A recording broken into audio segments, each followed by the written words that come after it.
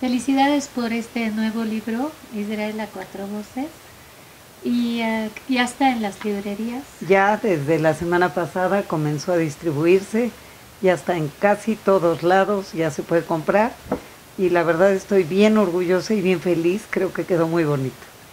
Y una pregunta, ¿cómo nació este libro? Bueno, hace año y medio o 2 años probablemente escuché a la embajadora Rodica Radian Gordon decir que tenía muchísimo interés en lograr que la Feria de Guadalajara tuviera como país invitado a Israel. Era realmente una osadía, y una osadía que necesitó a una guerrera y una aventurera como es la embajadora Rodica Radian, que verdaderamente luchó hasta conseguirlo, y yo creo que no se dio cuenta ni el enorme paquete de lo que implicaba, y yo tampoco, porque yo con esa misma osadía le dije, bueno, si lo logras, cuenta con que yo me voy a ir a Israel a entrevistar a algunos de los autores, admiro muchísimo a Amos Oz, quiero hacer entrevistas de Grossman, de Keret, de Amos Oz y de Aleph Bet Yoshua, y me encantaría hacer un libro con ellos. Pasó un año, ella no lo logró para 2012, finalmente sí lo logró para 2013, y me lo contó yo creo que por septiembre, octubre de 2012, que en un año íbamos a tener como país invitado a Israel en la Feria del Libro. Y a partir de allí empezó la locura para mí también. Silvia, ¿cómo te identificaste con la obra de David Grossman? Mira, más que identificarme, me conmovió hasta lo más profundo de mi ser.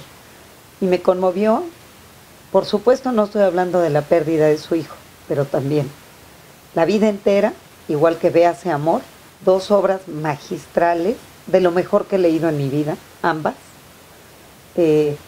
por la creatividad de su voz, porque verdaderamente tiene un redescubrimiento del lenguaje, porque encuentra frases que no son clichés jamás, sino que son producto de estarse verdaderamente peleando con las palabras hasta descubrir imágenes que sorprenden.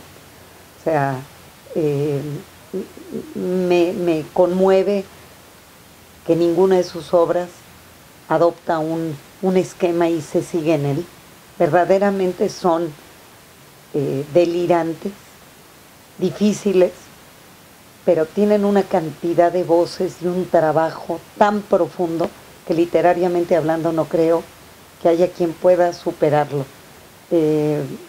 Me fascina, me sorprende, implica un reto la lectura porque implica verdaderamente profundizar. Vuelvo a decir que estoy convencida que quien lea las claves en mi libro va a poder leer con mayor facilidad tanto a Keret como a Grossman, que siento que son difíciles, como a Aleph Bet Yoshua, que puede inventar una obra como Mr. Money, generando una voz de un diálogo, suprimir la otra, en los 5 diálogos que conforman Mr. Money, diálogos que van a lo largo de la historia hablándonos de la construcción del Estado de Israel, desde la época del sionismo hasta el día de hoy, hasta la Segunda Guerra del Líbano, pasando por la creación del Estado de Israel y pasando por 5 momentos claves de la historia, y tenemos diálogos en donde solo escuchamos como si estuviéramos en un teléfono y yo estuviera aquí contigo y no oigo lo que el otro está contando, y está pero impresionantemente armado y uno puede seguir la lectura. Entonces creo que no solo es Grossman, para ser justa admiro profundamente a los 4, pero Grossman me conmovió absolutamente, me fascina su estilo, me fascina, o sea, a mí me conmueve absolutamente, pero los 4 son gigantes. Sigo creyendo que si tuviera que volver a elegir a quién poner en este libro, los elijo a los 4 y con ellos me quedo. No nos dijiste por qué le dijiste, por qué le dicen bully a Aleph Bet Yoshua. Ok, porque él lo adoptó, y ahí te va por qué. Tanto a Aleph Bet Yoshua como a David Grossman no les gustan sus nombres originalmente bíblicos. Creo que David Grossman se ha hecho más a él, pero eh, Bully, su nombre es Abraham por un abuelo, Gabriel por otro abuelo, Yehoshua el apellido. Dice, ¿quién podía identificar Abraham, Gabriel y Yehoshua? Parece que les estoy diciendo 3 nombres y dónde está el apellido y nadie entendía. Alguna compañera suya en la primaria le empezó a decir Bully. ¿Por qué? Quizá porque era un poco gordito, no quiere decir nada. Y a él le encantó porque dijo, así ya tengo un nombre propio. Además no les gustaban sus nombres por ser bíblicos. Y curiosamente en México muchos nombres judíos son nombres bíblicos. En Israel no, y no les gustan. Sienten que es cargar con una historia ancestral sobre su lomo y no lo quieren. Prefieren nombres frescos, nombres más en hebreo, nombres más nuevos. Entonces a él empezó por poner, cuando empezó a escribir, Abraham B. Yehoshua. B por Bully, por un apodo, porque le encantaba. Cuando alguien quiso comprimir un poco ese nombre y puso AB Yehoshua, entonces por eso en Israel le llaman Aleph Bet Yehoshua, por Abraham, por Bully, Yehoshua. Pero a él es feliz, cuando me escribía mail siempre era Bully, es feliz de que todo el mundo le llame Bully, que ese sea su nombre. Literariamente hablando, Aleph Bet Yehoshua. ¿Qué tanto el conflicto con el cual se identifica muchas veces a Israel está presente en la vida de estos 4 personas? Yo creo que totalmente, está totalmente clavado como una herida más en su historia. Vuelvo, Aleph Bet Yehoshua, Bully y Amos Oz, les tocó vivir de niños la guerra de la independencia, saber que a lo mejor su futuro no estaba.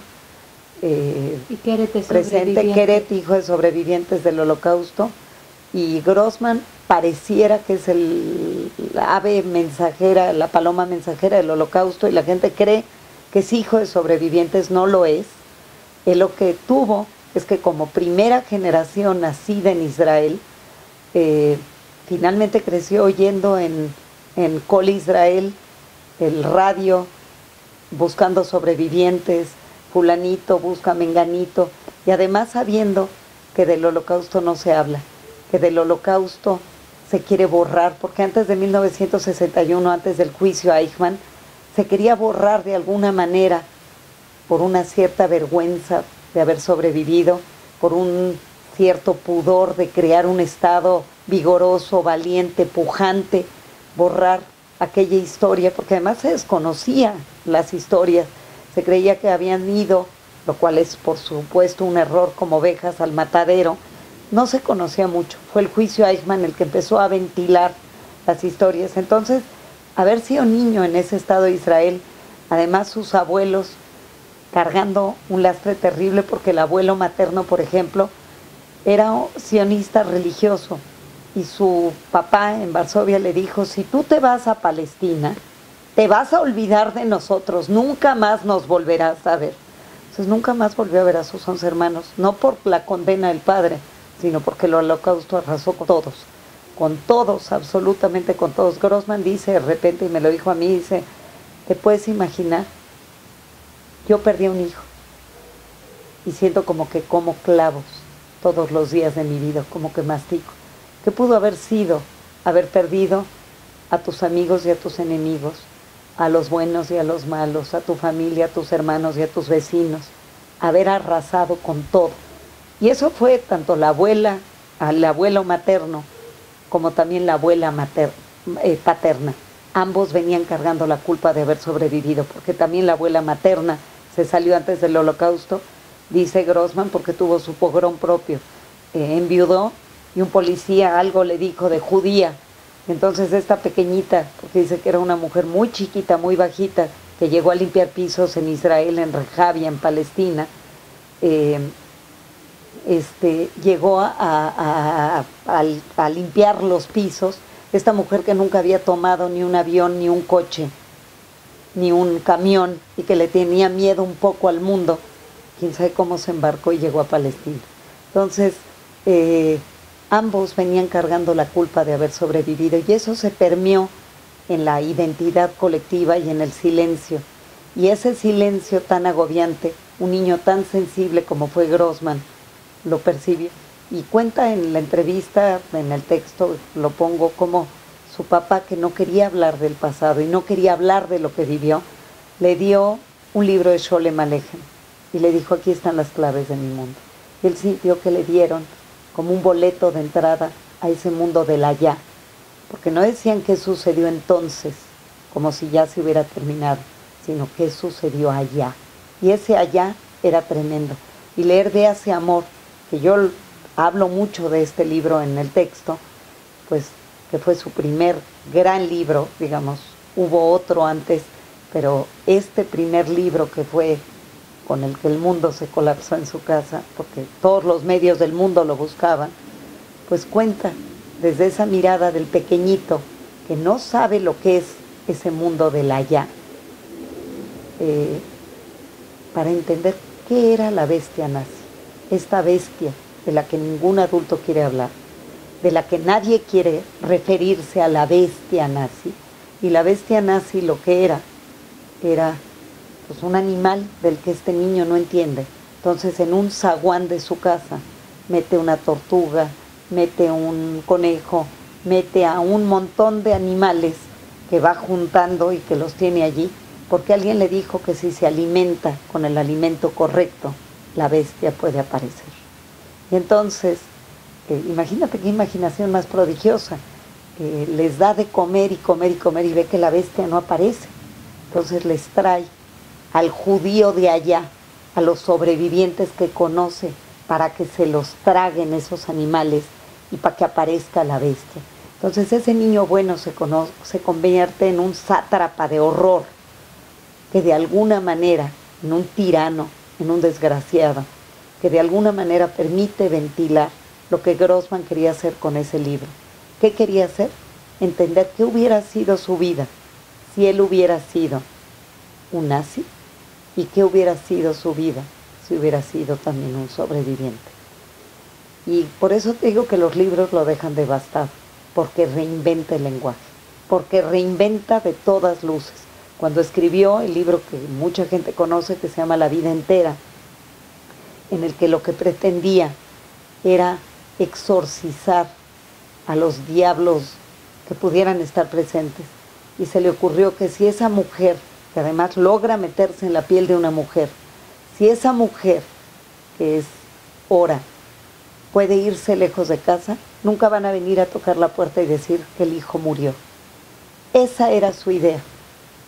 Y la desgracia es que escribió un libro, y justamente cuando está en las páginas finales del libro, le toca que le vengan a tocar la puerta, y le dice a su mujer: quien toca la puerta de madrugada, vienen a anunciar la muerte de su propio hijo.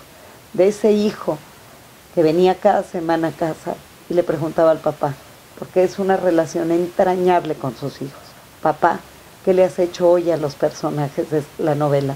Y discutía con él y compartía con él. Y otra vez reinventa el lenguaje, y yo le pregunto: ¿te dio paz escribir su último libro, que es Más allá del tiempo, donde verdaderamente toca la muerte del hijo? Y dice: no, la literatura no es psicoanálisis. La literatura es para que uno termine devastado, para que uno se confronte con los demonios que uno lleva dentro y que verdaderamente pueda uno profundizar en ellos y verlos de frente.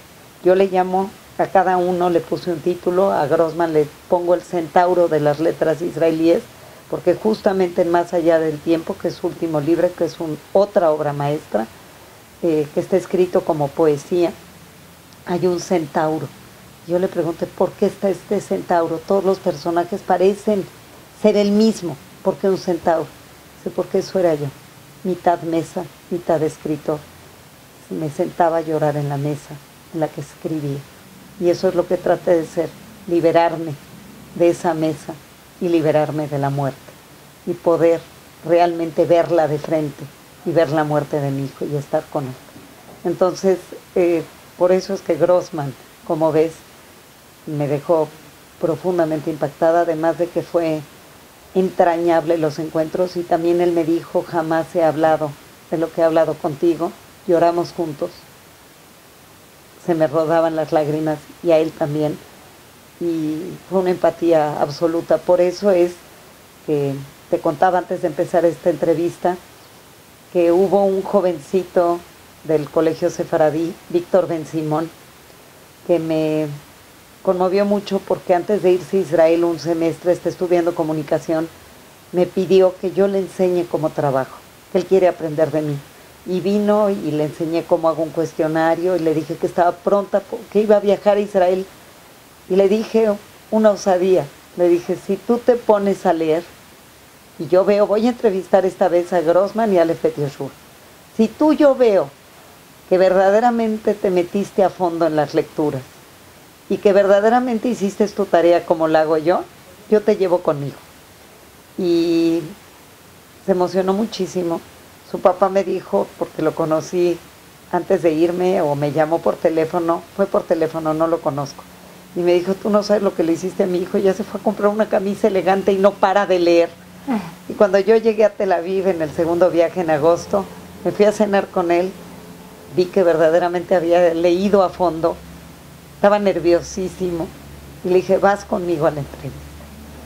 Y estaba emocionado, llegó a Mishkenot Shananim, donde me vi con Grossman la primera vez, y estuvimos muchas horas allí, y bueno, Víctor se fue por el café, estuvimos en la biblioteca donde escribió Véase Amora y cuento por qué, en esa biblioteca, en un cuarto que le prestaron en Mishkenot Shananim en Jerusalén, y Víctor se fue por el pastel y los cafés, porque Grossman tenía muchos días encerrado escribiendo y me dijo, estoy perdido, no he hablado con un ser humano en varios días, estoy feliz de verte. Mi mujer se fue a Georgia a la fiesta de un amigo que cumple 60 años y yo no quise irme porque ahora sí ya está fluyendo mi novela y no me quise ir y estoy como desorientado y perdido y quiero comer algo dulce.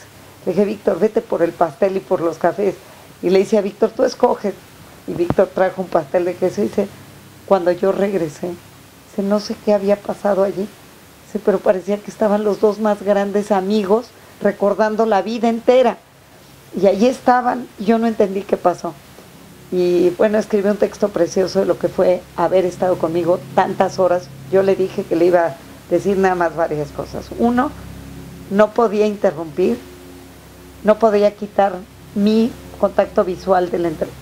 No interrumpió, fue adorable, sí le di espacio para preguntar y escribí un texto bellísimo que él me mandó a mí para compartir y que me va a encantar compartirlo con los lectores de Enlace Judío para que lo vean. Fue algo que escribió para mí, pero lo comparto gustosísima porque tiene la vivencia allí de lo que fue para él haber estado allí. Y bueno, para mí fue gozoso a morir tenerlo. Y les voy a contar qué pasó allí mientras él se fue al pastel. Llegó David, se sentó, me preguntó por qué lo llevé, que quién era, que si era mi hijo. Le dije, no, mira, a mis hijos no los traigo si no leen, no los traigo de a gratis. Y le conté por qué estaba allí y ahí le conmovió mucho. Pero luego me preguntó, ¿y tú quién eres? Y yo iba con un poco de nervio de contarle yo quién soy, porque dije, si me va a dar una hora como a mozos, yo no pierdo el tiempo en esto. Pero me di cuenta que él de veras tenía interés en saber, en que conversáramos, en que se generara una empatía, como lo hago yo con cualquier entrevistado en México, donde hay el tiempo para volver y volver y volver. Y lo primero que le conté fue que acababa yo de ser abuela de nuevo, de estas chiquitas que me traían loca, y me dijo, yo también acabo de ser abuelo. Y como dos viejos amigos sacamos nuestros celulares y nos empezamos a enseñar las fotos de los nietos. Y entonces le enseñé las fotos de Silvita, mi adorada nieta que cumplió 5 años, de Moy, que tiene 1 año, y de las 2 bebitas recién nacidas.